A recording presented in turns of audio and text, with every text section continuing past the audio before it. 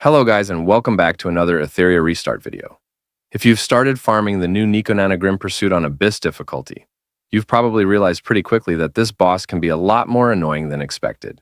Even with well-built characters, a single stun at the wrong time can completely ruin your run, and that's exactly why so many teams end up being inconsistent. After quite a bit of testing, I finally found a setup that's been giving me a 100% auto win rate. And today I'm going to show you exactly how it works. The team I'm using is Rosa, Ariel, Raymery, and Plume. And what I really like about this composition is that every single character has a clear job. Nobody is just there to fill a slot.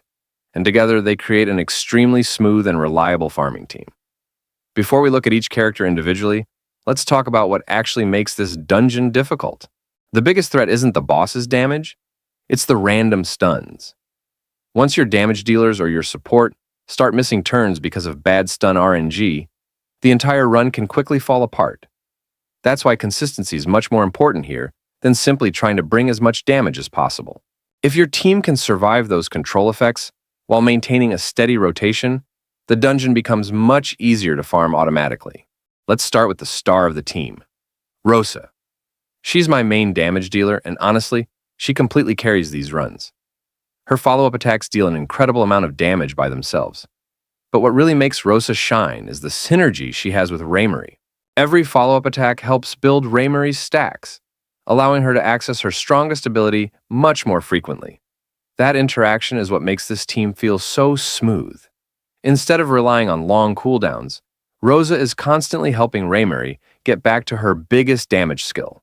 Speaking of Raymery, she's the secondary DPS.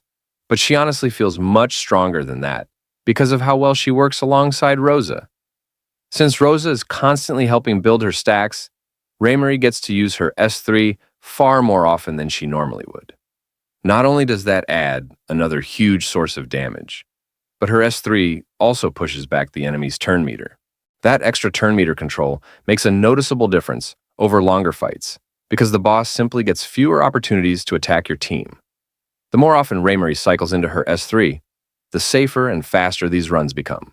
Now let's talk about Ariel, because she's honestly the reason this team reaches a full 100% success rate for me.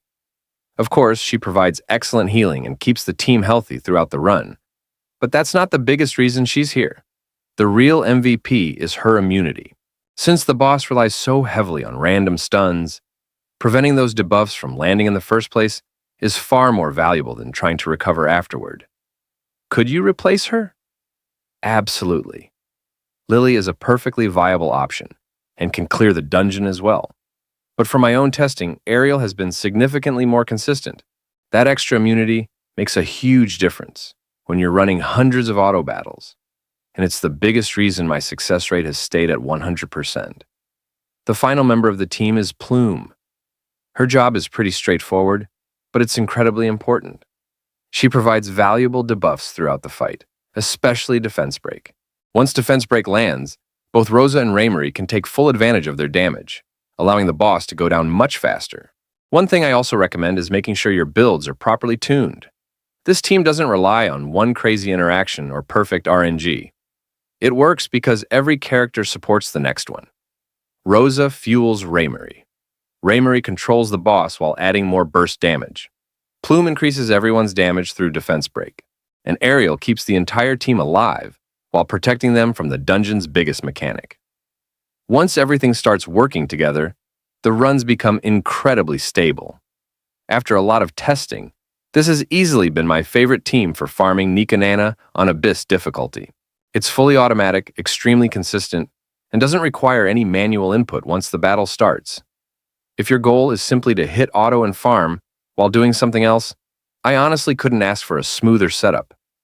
If you happen to own all 4 of these characters, I definitely recommend giving this team a try. If this guide helped you out, don't forget to leave a like, subscribe for more Etheria Restart content, and I'll catch you guys in the next one.